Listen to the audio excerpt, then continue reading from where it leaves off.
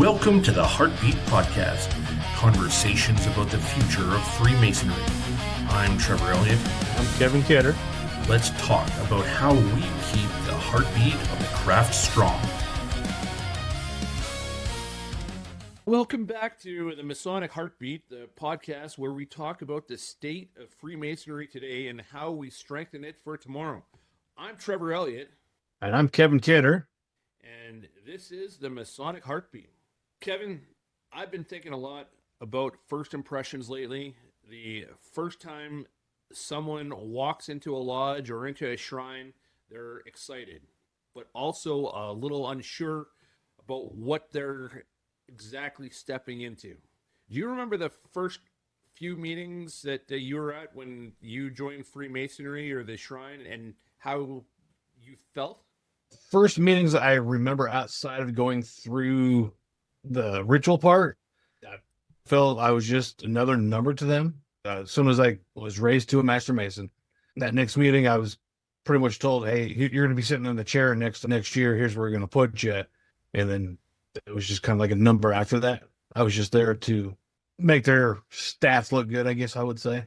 Were you confused at all about the protocol, how you should be acting in lodge and what you needed to be doing? Oh, 100%.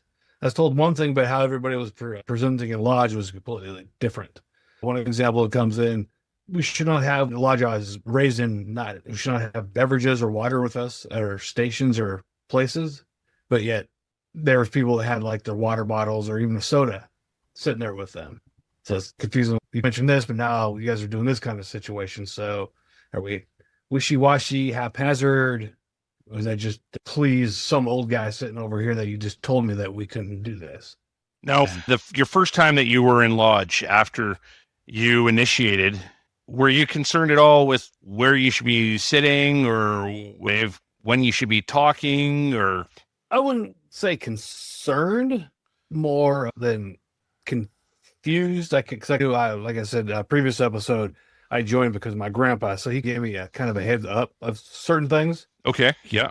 But when I heard other people, sideline talkers, that you're not supposed to be stuck on the sidelines, you hear that going on, it's like confused.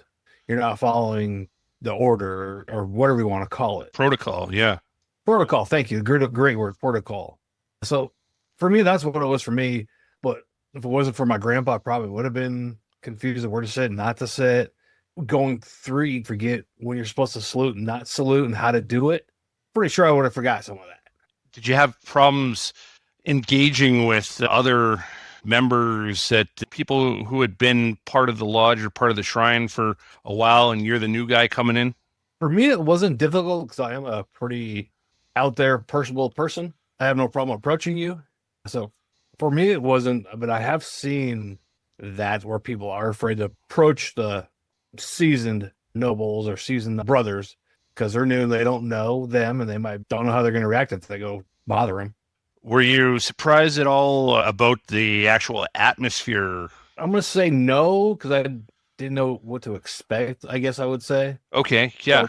So I wasn't surprised. Some guys might be a little scared or intimidated, but but I didn't know what to expect, so I had no expectations of anything. Yeah, absolutely. So I remember feeling for myself like I just discovered something important, that is something like it wasn't quite that I was discovering the Holy Grail, if you will, but it's something that I didn't really understand at first, and there was really it was a really cool mix of excitement and uncertainty when I came in. It's, wow, this is cool, but you know what? I don't exactly know what I'm doing. I don't want to make a fool of myself. I don't want to do the wrong thing. So I was excited to be there, but I was also very concerned with doing the wrong thing. I get that. We've all been there. But yeah, everybody's going to have a different approach and how that is for them when they come in or when they came in. So today's episode is really all about this. It's all about new noble or new Masons' first 90 days and how they felt when they first started meeting and how they were integrated into their lodge or their temple, and some things that we as veteran Masons and nobles can do to help make these new individuals feel more comfortable, more at ease in these settings with us. So everything on this podcast is based on the Heartbeat framework. And to give our listeners a bit of a recap, especially for those who may be tuning into us for the very first time, that this podcast is built around a very simple idea that Freemasonry has a heartbeat, and the heartbeat is sustained by 4 primary pillars: energy, mentorship, visibility, and purpose. So energy starts everything. It gets people excited, and mentorship then is how a veteran would help a new member sustain that energy. Then visibility is all about understanding or seeing the good things that are happening in the temple or in the lodge. And then the purpose is, well, why are we here in the first place? So when these 4 things are strong, then our lodges or our temples will thrive. And when one or more of them weakens, then members will quietly drift away. And we talked about drifting last episode.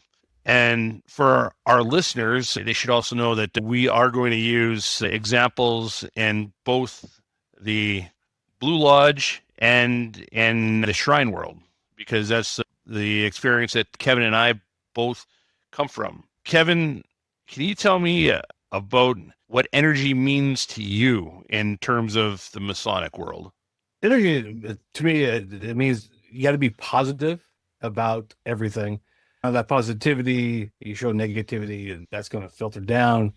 And just don't sound slumber. Don't sound like you're just there to be there. Have that energy, have that positivity. Make anybody, new noble, new brother, even to a visiting noble brother, make them feel welcome. Make them feel that energy. Bring them up to your level. What about mentorship? What does mentorship mean to you? Mentorship to me is I'm there to help somebody out, answer questions, to walk them through the journey, so they don't get lost, so they don't, as we at last episode, they don't drift away. To me, that's mentorship. And I don't think that ever really ends when they're comfortable. You're always going to be there because you're always going to be a couple years ahead of them. Always be that mentorship. Yeah, absolutely. Yeah, that when a member first comes in, it's about making them feel comfortable in their setting originally, but then later as time goes on, maybe that's about helping them through their officer chair, whether it's a deacon or as a warden or an inner guard, whatever it might be, that you've been there before and you're able to help them through that experience. Yeah, correct. I'm going to take that a little bit further, a little bit different. Also, if you have outside their personal life, if there's something that you have knowledge of, or something you can mentor them in that aspect as well. So it doesn't always have to be necessarily strictly lodge or shrine. If you mentor them outside of that, if you have the ability to definitely do that, because that's going to go a long ways to them. Hey, they do care about me. They're not just showing it here, they're showing it out here. They want me to succeed. Absolutely. What does visibility mean to you? Visibility is a couple different things to me. Letting the new guys or nobles, brothers, know what's going on in your lodge, your temple, functions, things like that. And the other side of the visibility is being out in your community. I'm going to use the word promoting shrine. Yeah. Being in a shirt, your fez, a hat, whatever. That's the other side of visibility that I feel that could be part of this heartbeat. Absolutely. Now, what about purpose? We talk about making good men better in the Masonic world all the time. What does purpose mean to you? Does that resonate with you, making good men better, or do you think about Masonry in a different light? Ooh, a little bit of a mix there. So I've talked about it, some brothers and nobles about this, making a good man better. What does that mean? Every guy's going to have a different way. We're going to help him make him better. So that's a odd question, not an odd question, but an open-ended, very subjective question. Yeah, that it can mean different things to different people. Correct. So the purpose there, we would have to find out more about their journey, how they want to maybe feel, how they feel to be needed, because everybody's going to be different in that aspect as well. Some guys want to feel needed to come to the meeting and vote. That's how they feel happy. And some guys want to talk about feel needed with fundraising, or some people feel needed to, I call them title chasers. That's what they come in for. They just want that title to be added to their name at the very end. So down the road, they can be like, I was so-and-so, this and this, but that was it. To me, the purpose of it changes with everybody. I don't think there's one strict answer to that question. Yeah, no, that's fair. So today, as I mentioned before, we're going to talk about the first 90 days of Mason's journey, because that's really when these 4 pillars either come alive or fail to show up. Now, this next segment we're going to introduce, it's called From the Lodge Room. And we're going to talk about things that have happened in the actual Masonic world. Again, I'm from Edmonton, Alberta, Canada. And Keven, you're situated in beautiful Montana, in the Missoula area. My temple is out of Butte, so I'll just say Western Montana. Okay. So basically, we're giving our listeners in this segment real examples of how this heartbeat framework has applied and how we've seen it come to life ourselves and how we've helped it come to life, or how we practice it ourselves. So I'll start with an example of a event that is gone on. This is the 4th year in a row that the Grand Lodge of Alberta has held this event. It's called Weekend Without Titles. And this is absolutely fantastic event. It's held in Red Deer, which is approximately halfway between Edmonton and Calgary, our 2 largest cities in Alberta. And this year we had 214 Masons gather from all over our Alberta jurisdiction. As well, we had some brethren from outside of our jurisdiction. We had brethren travel from as far away as California. And the whole weekend, it's based on having no titles. We're just brothers meeting. It's really based on fellowship, some learning, some connection. And what struck me, or what strikes me at this particular event, is the fact that nobody there feels invisible, that people feel free to introduce themselves. Conversations start naturally, that brethren legitimately want to know your story, whether they want to meet you and talk not just to you, but with you, and that you really feel like you belong. And it's an instantaneous thing. It's not something that you have to wait and see if maybe I fit in here, but every brother who attends, that they feel like they belong. So it's fantastic. And the weekend is focused on genuine connection instead of a ranker position. The brothers come together, we share ideas, build friendships, and strengthen our fraternity.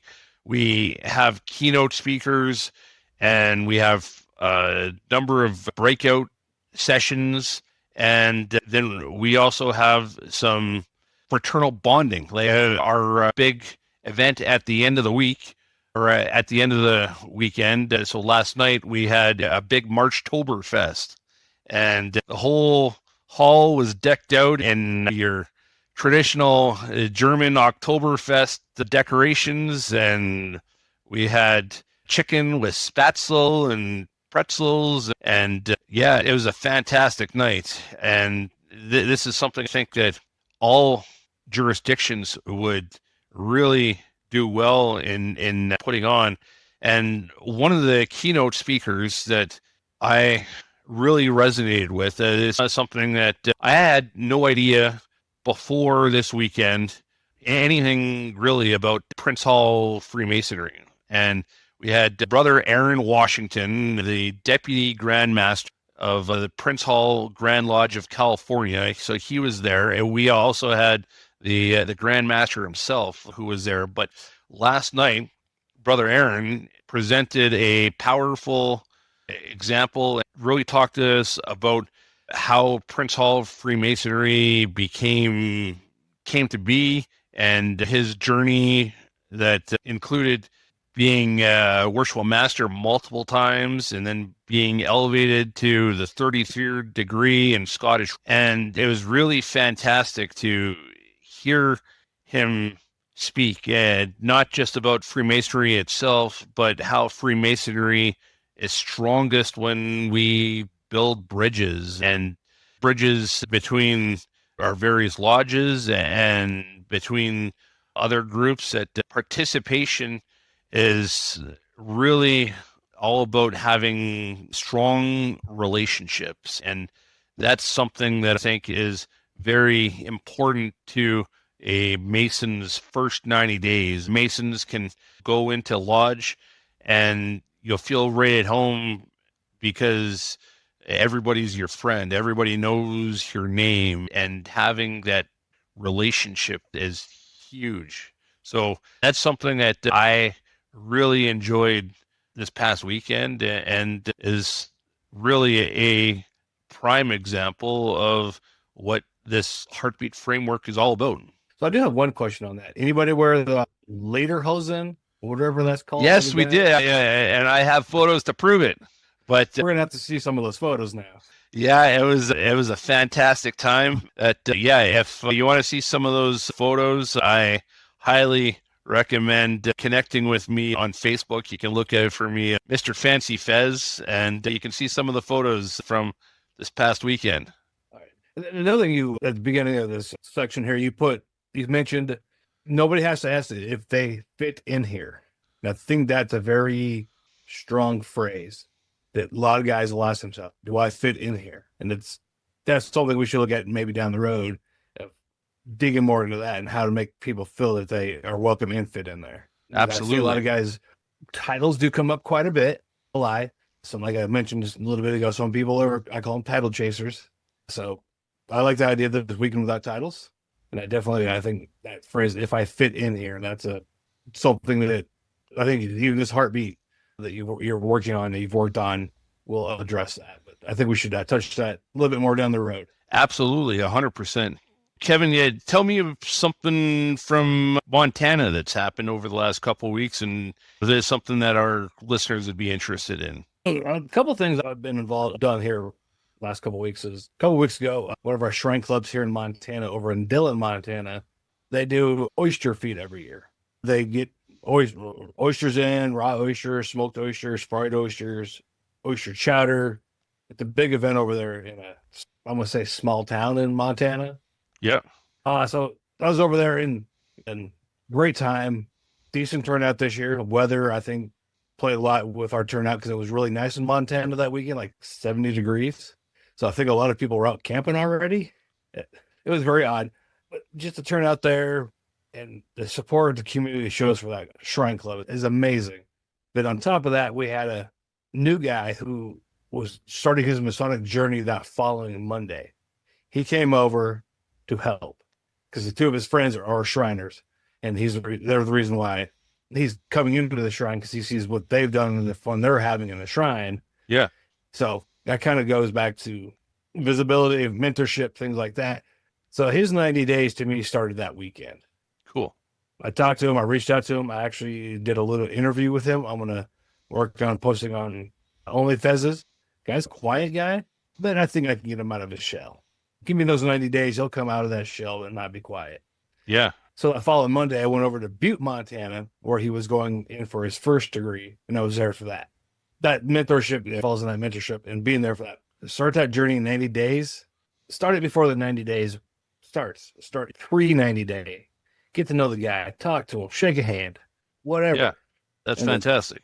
And then this past weekend I was over in Spokane, Washington for their crab feed. They're working on a lot of stuff over there.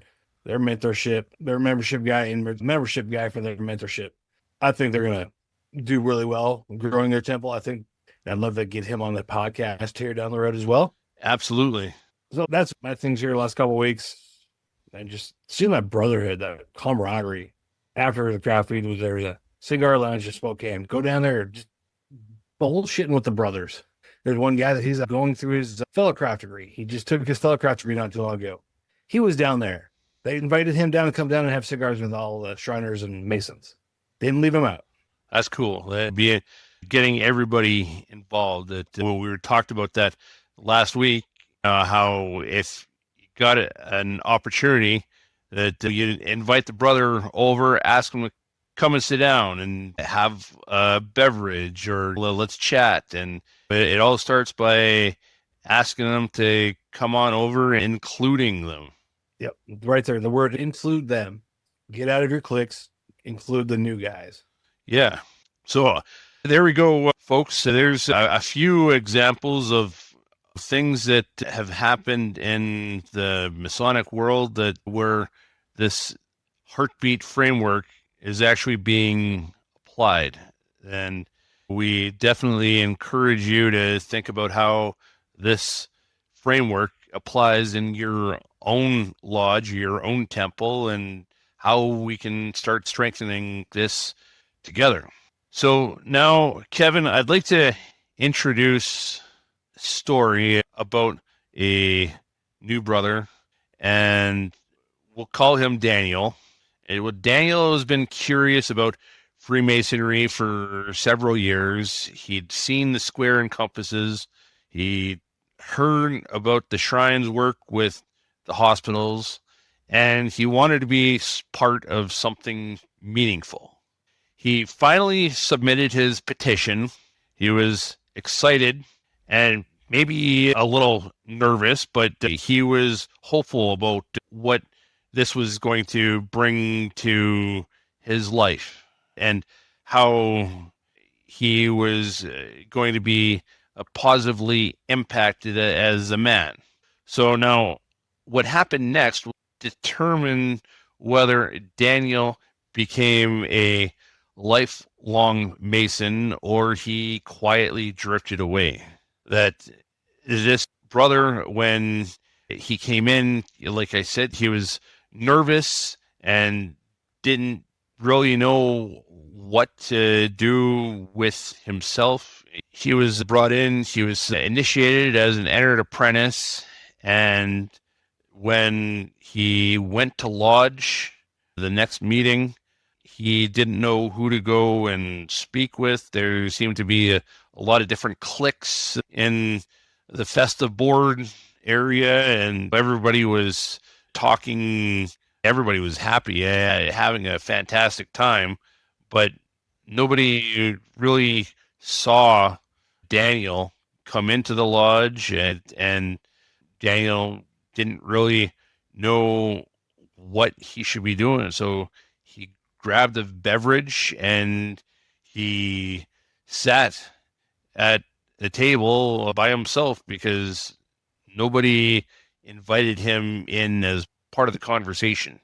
And now, as a new entered apprentice, that he wasn't feeling exactly part of that group, and that's important to feel like you fit in, like you belong, and it's absolutely critical to have that belonging feeling happen within the first 90 days.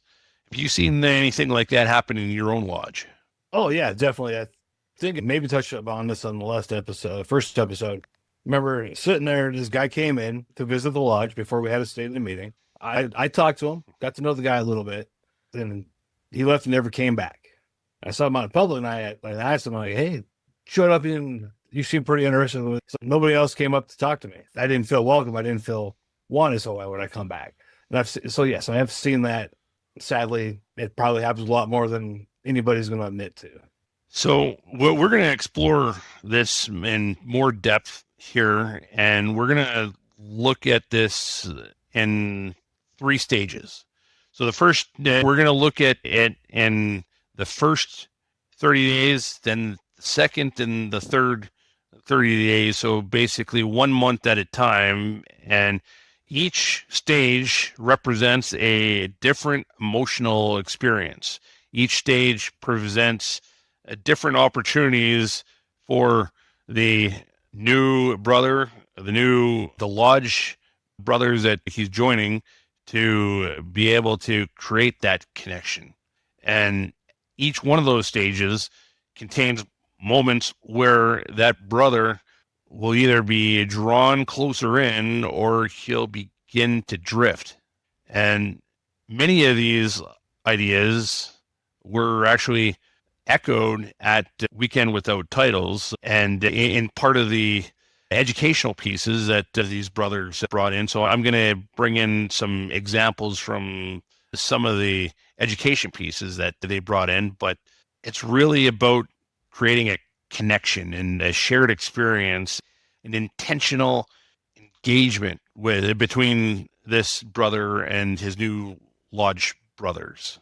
So the first day, the first 30 days is really the period of anticipation. And new brother is looking forward to this experience and wants to be a part of it.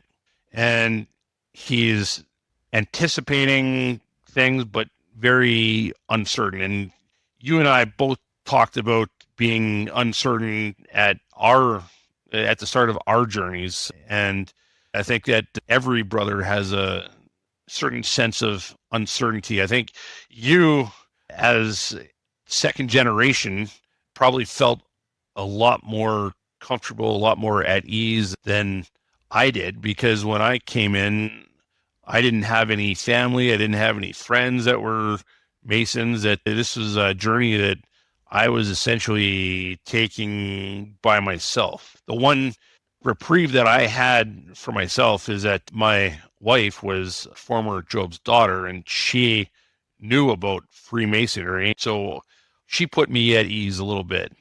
But I think every brother goes in with some sense of uncertainty before, and he's asking himself, did I make the right decision? Will I fit in? Do these men genuinely want me here? What does Freemasonry actually mean? And it's about inclusion. And Kevin, what do you think is most important? Which one of our 4 pillars, energy, mentorship, visibility, purpose, do you think is most critical in the first 30 days of a brother's journey? I would say probably purpose. Okay. Why purpose? Because they're there for a reason, like you said. We need to find out what their purpose is and make in our purpose and mold those together. Masonry, we still exist for a purpose. They're looking for a purpose. We got to figure out how that works together. As I mentioned in the last episode, start with, why do you want to be a Mason? If we don't know that, we can't help them. They won't have purpose. They're just so I think purpose, because everything else will fall into place. Then you kind of know where to put that energy.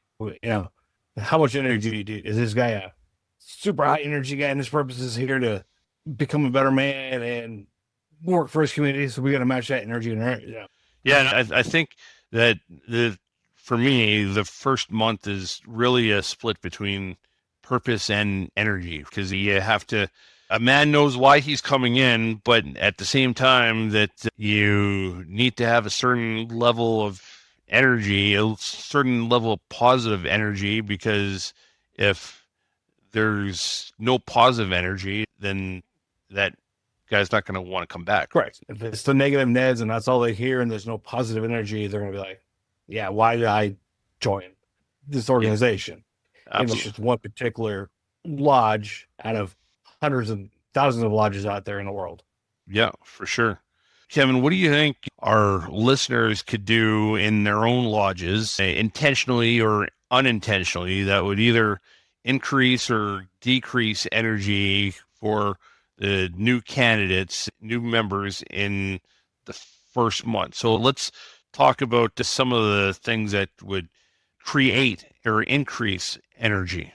Make them feel welcome. Make them feel like you want them there. Don't make it feel like it's a burden that you're going to have to do degree work for them. Make them, and be present. Have that present energy. I'm going to refer to this. Don't be that, you mentioned it. Don't be part of that clique over here. Be present over here for that new member or the new guy coming in. Even if he's looking to petition, be present for him. Absolutely. And personally welcoming into the group is huge. There's some other things I think that would help when the brothers meet, that hopefully there's laughter in their groups, and that they enjoy seeing each other, and that they're genuinely happy to connect. Because if everybody's miserable and everybody's, I didn't want to see you here this week, or where you've got a gripe with them, right? That's not exactly a positive environment to invite a new brother into. No, not at all. And then I'm looking at some notes over here. One of them you put down is, do meetings feel alive? I'm going to take that to, hopefully everybody listening to this has been through this, but when you go through your degrees, your ritual, how did that feel to you? Did it feel like they were just saying it because they memorized it? Does that feel alive to you? Or were they presenting it to where they had meaning behind, they understood, and they had meaning behind what they were talking about?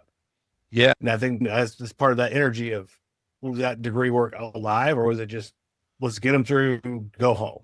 Yeah. Were they just going through the motions, or did it actually mean something to them? And I know there's quite a few lodges out there that they have stellar degree teams, is what they call them. And I've heard someone, I've had people tell me, you need to go see this degree and how they do it. And I know there's a lot of them out there that just, yeah. I can't remember which lodge it is in Montana that does the black light degrees. They've got a black light degree team. Did we talk about that, or hear that somewhere else? We heard about that at Pacific Northwest Shrine Association. So maybe it's alive, and I think that's where it starts right there. We get them in, we're live there. We make them virtual alive. It's going to keep their interest. Yeah. One thing that I always say is that energy breeds energy. That if your lodge has a lot of energy and people are excited to be there, they're happy, they're joking, that you're more likely going to keep creating that energy. Whereas if you go to a lodge that the attendance is low, that maybe people aren't necessarily happy to be there, or they're just there because they know that if they didn't come, then they wouldn't have enough officers to open the lodge, and the energy is low, and that it doesn't feel like a great place to be. Energy, whether it's positive or negative, quite often breeds similar energy. 100% agree with everything you just said. Now I'm going to ask you a question. Where does that energy start at in a lodge or even a temple? Who does that start with, in your opinion? I guess there's a couple different trains of thought to that. One person might say that it comes from the worshipful master himself, because the worshipful master is demonstrating the type of energy, the type of lodge, the environment that they want to hold. But at the same time, another argument could be that it comes from all the brethren themselves, and that if you want to be there, if you've got a good environment, then people are going to want to be there, and they're just naturally going to have that positive energy. What do you think, Kevin? I'd say it starts with the master or the potentate. Yeah. Depending where we're at here, because they're the quote unquote boss for the year. And then I want to use the word mob mentality. So he presuming that positive energy, and his officers have that energy that he's pursuing, and then that mob mentality is going to take over, and everybody's going to have that energy. Yeah. So I feel that's where it needs to start and should start, in my opinion. But I'm sure listeners out there, other nobles will have a different opinion, which is not a problem. They know their lodge better than I do, or their temple. They know better than I do. Absolutely. Now, what do you think effective mentorship looks like before the first degree even occurs? You mentioned that just a few minutes ago about a entered apprentice that you're going to go see for his first degree. So I saw his first degree here this past Monday. For me, the mentorship is not me, but the two guys he knows. He knows them from college and a fraternity, so they're mentorshipping him already. But I'm just a different kind of mentorship because I've been around a little bit longer. These guys are still in Masonic years, still pretty. They're like 4 years in, so they're still pretty new in that aspect. But they're very involved with their shrine and their lodges at the same time.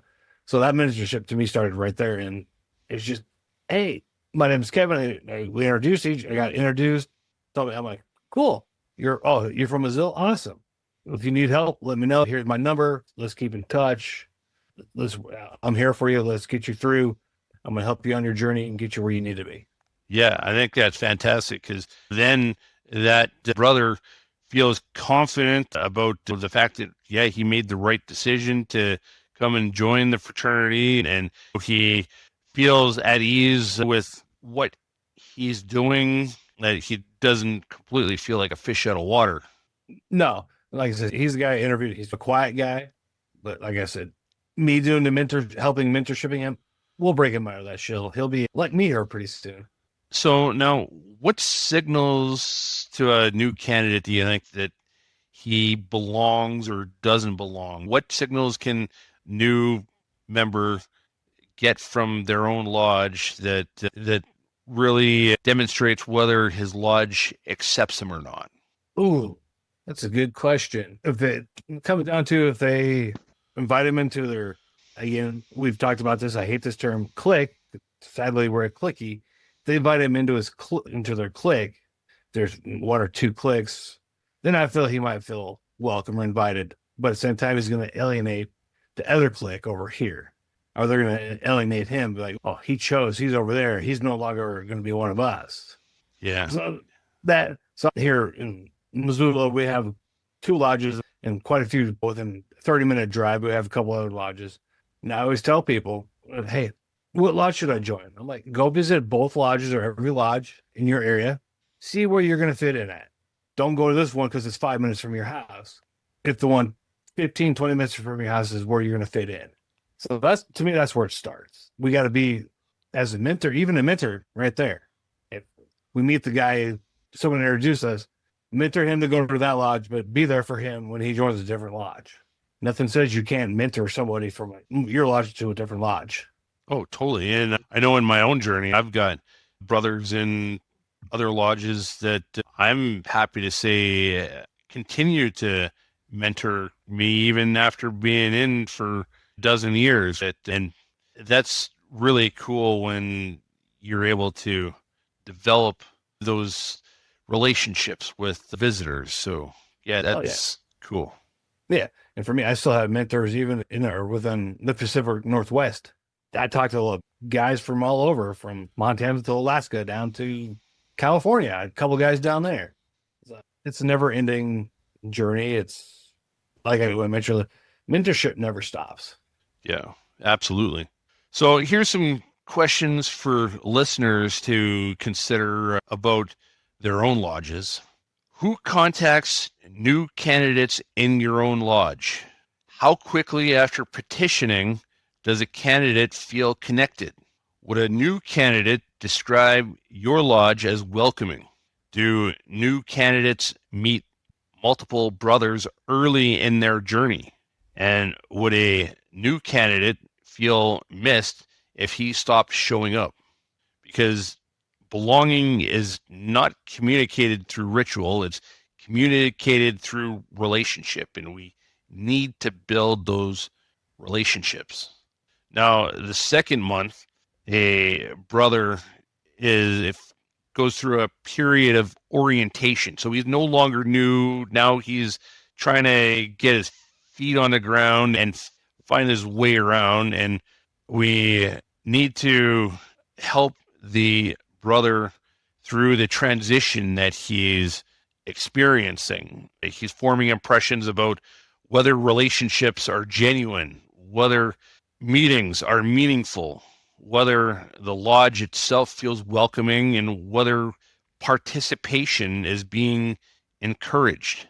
Because if a brother feels like he's invisible or that he's not being included, then that's when drift will begin. We need to include them not only at the festive board, but in the lodge room itself, that they need to feel like they belong, that they are part of the group and are contributing to that group. So, Kevin, let me ask you, what causes a brother to feel invisible in his first few meetings? That he comes in, nobody says hi to him, nobody shakes his hand.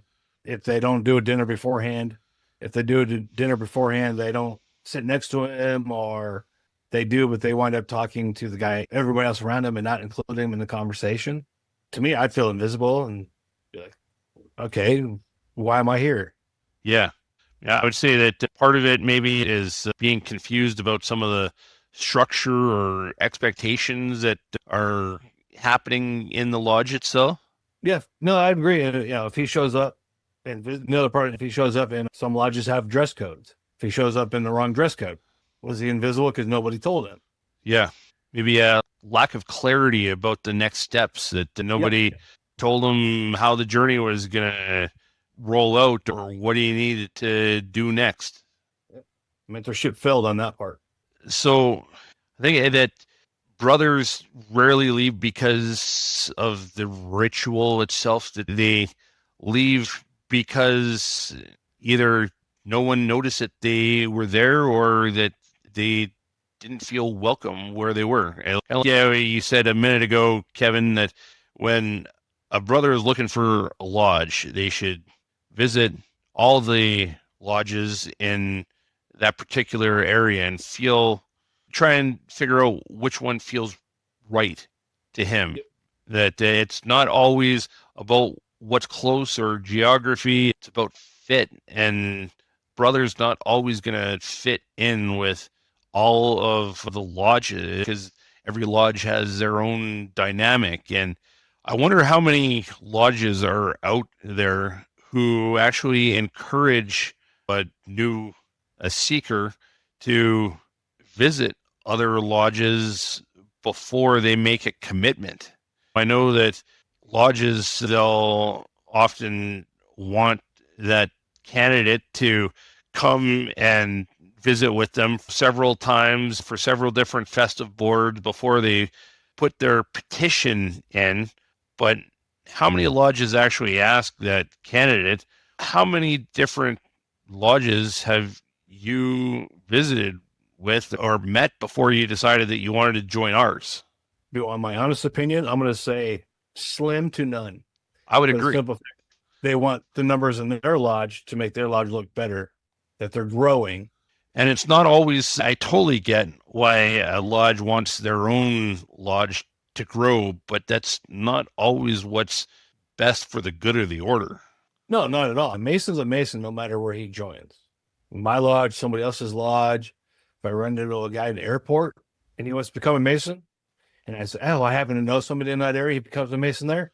You know what? The craft just grew by one as a whole. Yeah, absolutely. Now, what would an effective lodge culture look like? So if you were just visiting lodges today, if you were a seeker today, what would a positive culture look like to you? What would attract you to one lodge over another lodge? Ooh, I'm definitely different than most people out there. For me, it's more lodge is more relaxed. Per se. Maybe the dress code is not suit and tie or shirt and tie. As long as I could show up in a nice button-up shirt, even if it's a Hawaiian shirt or a fun-looking shirt. I wear colorful shoes, as long as they don't have a problem with it. That's my kind of lodge. For me, but there's some out there that are very traditional. There's some guys that still look for that, but not very many. So for me, that's what I'd look for. And I've been lucky that I've been accepted for who I am. So no matter what lodge I go to, when I'm not wearing a tie, they're not going to they're not going to be upset with me. That's who I am. Refresh my memory that you're still with your mother lodge? No, I left my mother lodge here a couple of years ago because of the way some things went down. And I know the code and constitution of Montana, and they were trying to tell me something else, some politics. We don't do politics. There's some politics there. Yeah. I left that lodge to go to a different lodge. And honestly, I think politics follow me because they had some politics that rubbed me the wrong way down there. Yeah. So what was it? Honestly, I'm looking for a different lodge I'm going to go to here in the next month or so. I'm going to petition to affiliate with them. Okay. They don't have politics that I know of yet. Yeah, you'll have to let us know how that journey unfolds. Oh, I will. So now our third month is really the period of commitment. That by the third month, a brother knows whether he's going to continue the journey or whether he's going to drift. And he doesn't necessarily always tell other brothers in his lodge that he's going to drift, but you can see some of the warning signs for sure. And he starts looking at the lodge and he asks himself, do I fit in here long term? Is this somewhere where I'm going to be happy and I'm going to flourish as a brother? He's evaluating whether participation feels meaningful, whether relationships feel authentic, whether he understands how he fits in, and whether the experience matches expectations. This is really where a brother either begins forming identity or he begins quietly disengaging. Keven, what do you think? What kind of experiences help a brother begin identifying as a Mason? If we're looking at 90 days in, he's probably gone through a degree or two, depending on the lodge and how they proceed forward, that someone's worked with him on the memorization. They just didn't say, here you go, have fun, figure out these letters. He still felt welcome. They're teaching him along the way. Protocols, things like that. Yeah. How about getting the brother involved in basic things like helping set up a lodge, or maybe help bartending in one? And I don't know if the lodges down in Montana are dry or not, but our lodges here in Alberta, we serve alcohol before and after a lodge, in the lodge. Masonic Lodge. Yeah. Huh. So but we'll subject for me. Okay. All right. So we'll find out this year. As of right now, Montana is when it comes to stated meetings in the state of Montana, we are dry lodges. We can't drink before or after in the lodge. Okay. And so we'll find out this year. I tried to get some legislation passed last year. I was asked to put it on the table until this year. I haven't heard anything about it. I was never invited to join the committee to talk about it like I asked. That's interesting. That I think it's going to be a place where we start to maybe explore some of the differences between Montana lodges and Alberta lodges. I mean, there's a prime example right there that Montana lodges are dry lodges and in Alberta we're not. Yeah, that'll be some interesting conversation for a future episode. I like it. That's the whole episode right there. There you go.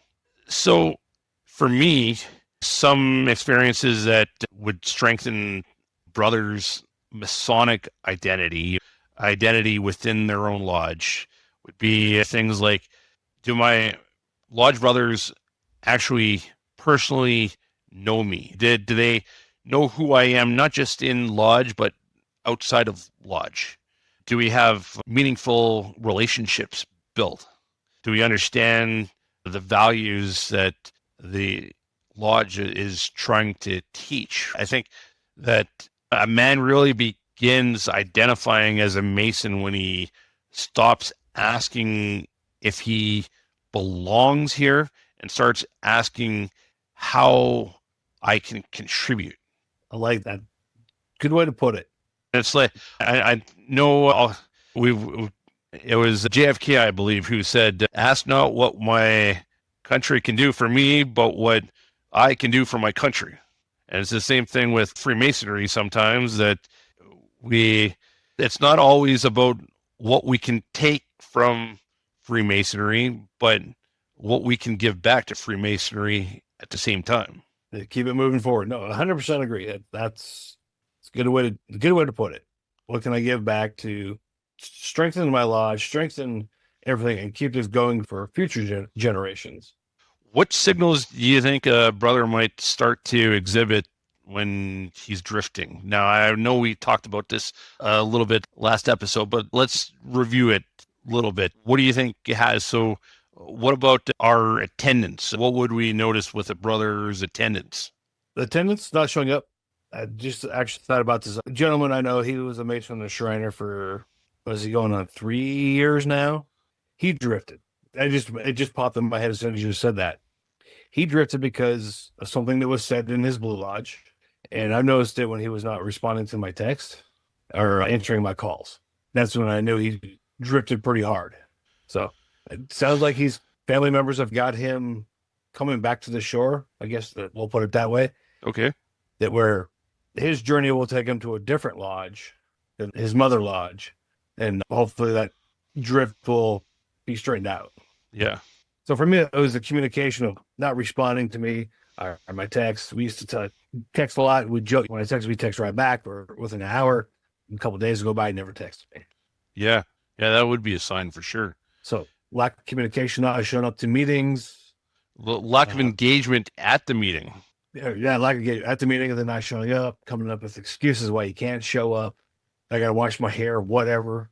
Yeah, there's really a lot of signs that when a brother is going to start drifting, and it's important, I think, that we keep our eyes and ears open, because if we can be alert and attentive to our brother, and we can start to sense when there's something that might be just slightly off, and maybe it's just a little blip now, and that we can address right now and then correct that course.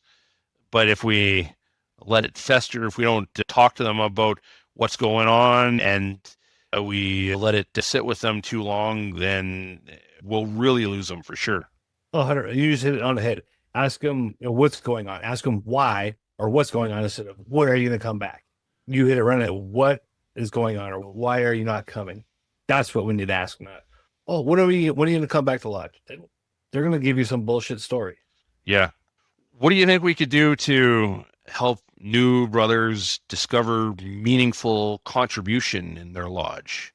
You know, one thing that I think could be helpful is if we had almost a mentorship circuit at the very beginning. Maybe the first time a new brother comes in, maybe we ask them, hey, look, would you mind helping bartend one night? And that's great, because you get to meet all the different brethren that night, because everybody's going to or have at least one drink. And now not every brethren drinks alcohol either, right? They might have a Coca-Cola, or maybe I know some lodges have Red Bull or whatever, but somebody's going to drink something, and you're going to be able to meet a lot of the brethren that way. I love that. Another thing, so maybe the first time you go and help out in the bar, and then the next time maybe you help out the junior warden and the stewards with the festa board. Maybe you help the deacons set up a lodge, or there's a whole bunch of different things that a brother can get involved with. And some are going to enjoy the setting up the lodge. Some are going to enjoy bartending. Maybe somebody is really into writing and scholastics, and maybe he wants to study the scripture more, and maybe he's the one that's going to be the next educator and can come up with a education piece or a paper about Freemasonry. And there's so many different ways to contribute that, for me, I think it's really important to expose a new brother in all of these different elements early in their journey. Well, agreed. I think you just hit it right there. Then you know what his path is going to be. Then you can help him take that path. Like you said, educator. Lodges do need educators. Lodges do need people that love the degree work or ritual. Maybe that's his path. Maybe the path is just to be a guy that comes and enjoys the camaraderie and helps up with the bar every and the festive board, and no matter what. Yeah. Yeah, you get to know his path. And I like that idea of tending bar. So our potentate this year of Baghdad Temple, he's a big motorcycle guy. So his divan uniform is like a motorcycle vest with a patch of potentate chief all the way down. And then one of our officers, his son will be 18 next year, I believe. And he wants to get involved with the Shrine and Masons. He already knows this. So what he did is he got him a vest with his logo on the back for the year, and he put Prospect on the vest for this kid. And this kid wears this vest everywhere. He is proud. The reason I brought that up because that's maybe we should go, because sometimes we are in a hurry to bring guys in. We should do, I'm going to use the kind of the culture of the biker culture. I don't know if I want to be 100% accurate, but hang around. They come, they help with the bar, they help maybe serve with the dinner, and then go home. Then they become a prospect where they start learning a little bit more about maybe masonry and that journey. And then once they become, maybe they're a prospect going through their degree work. Then once they're out, then they're actually, we'll say, a full-fledged member of the organization. Yeah. Just something that, because we do tend to hurry to get them in and get them through. Yeah. And we lose all this energy, mentorship, visibility, because we're just pushing them through. It's at that point, it's just about numbers. And I know for me, I've seen that happen more on the Shrine side than on the Masonic side, where you're more worried about the numbers. And something that I've said before is that for Blue Lodge, there's an interview, a candidate interview to come into a lodge. And I really think that the Shrine would benefit from having a candidate interview itself. And not because the interview wouldn't be about determining whether they're a good person or not, because we already know you from Freemasonry. We already know you from the Blue Lodge. But are you the right type of individual to come into the Shrine? Because the Shrine is a different fraternity, is a different type of fraternity than the Blue Lodge is. And if we can do a candidate interview on the Shrine side, then we know what you're looking for from joining the Shriners, and then we can help steer you in the right direction when you come in as Shriner, right? That we talked about this last episode, that there's so many different units and different avenues that you can explore as a Shriner, and that if you don't know which way you want to go, you could really get steered in the wrong direction and not have a positive Shrine experience. Oh, 100%. Like you said, club units, maybe they go into the Shrine because they want to be more involved with their hospital system. Yeah. So we'll help you to that direction. Maybe they're coming in because I just want to be the guy that comes and has fun. Great. We'll put them over there. I want to drive the cars. Great. Yeah. So, yeah, I kind of like that. Kind of helps us mentor them to the right direction. Yeah, absolutely. So just some final questions for our listeners to consider here. Do new brothers know how to get involved in your lodge or in your temple? Are new brothers invited to participate in lodge or Shrine activities? Does someone check in if that brother or a noble misses a meeting? Does your lodge or temple provide opportunities for connection outside of meetings? And would a new brother or noble describe your lodge as a community? These are some definite thought-provoking questions, as some we will go and talk about in future episodes. But some of these questions you should definitely start thinking about in your own lodge or your own shrine temple, and consider the answers and think about how those answers might indicate whether your lodge or your temple is an inviting atmosphere. Now, when we think about the first 90 days, it becomes clear that retention is not accidental. It's the result of intentional energy, mentorship, visibility, and purpose. The heartbeat of Freemasonry is strongest when new brothers feel welcomed, supported, and inspired. Strengthening the heartbeat is our speed round moment where ideas turn into actions. Each episode, we will share one simple, practical thing that every brother or every noble can do right away to strengthen the vitality of Freemasonry or the shrine through the 4 pillars of our heartbeat framework. These aren't intended to be big things or complicated initiatives or committee-level strategies. These are small, intentional actions that any brother, any noble can take to improve the experience for others and reinforce the culture that we're all trying to build. And then over time, these small actions compound, helping lodges and temples create environments where members feel welcomed, supported, engaged, and inspired to continue their journey. So now, Kevin, I'm going to ask you to open the speed round here with energy and give us a example of how we can bring energy into the first 90 days of a member's experience. Be positive. Have that positive energy.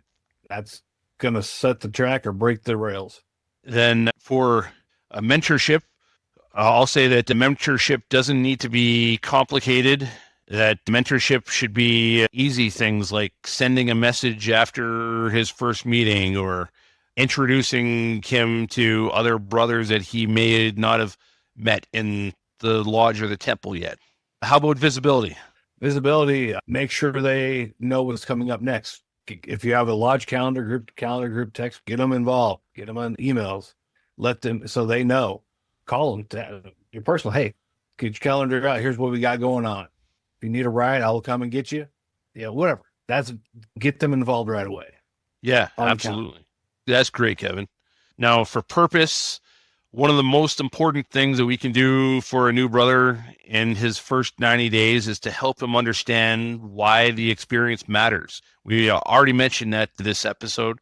Many new brethren don't drift because they disagree with Masonry. They drift because they are unsure how it connects to their own life. And it's really about understanding why the experience matters to you and how it connects to your own life. Exactly. So at the end of the day, we need to help a brother see that Masonry is not just something that we attend. It's something that shapes who we become, because when a brother or a noble understands the purpose behind the experience, the journey becomes personal. And when the journey becomes personal, the heartbeat grows stronger. Now, next episode, we're going to dive more into mentorship and discover what aspects of mentorship actually work and actually have a positive impact on the new members.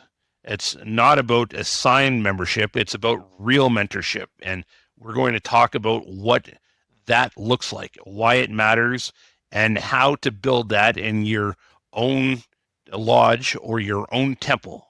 Kevin, do you have any final thoughts for our listeners after today's discussion? Final thoughts. Just think about all this and how if you see this in your lodges or your temples. And if you're not seeing it, don't be afraid to speak up.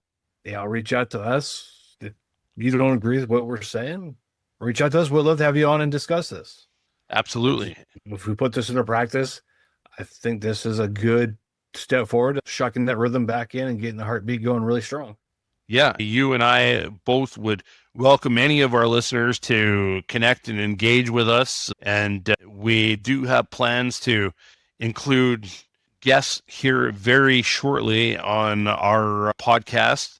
And if you're interested, if you've got a story that you think that our listeners would be interested in hearing, I invite you to connect with us and tell us a little bit about yourself and why you think that you would want to come on our show. So I'm going to leave you with this, folks. A man rarely leaves Freemasonry because he disagrees with what we teach. He leaves because he quietly wonders whether anyone would notice if he were gone.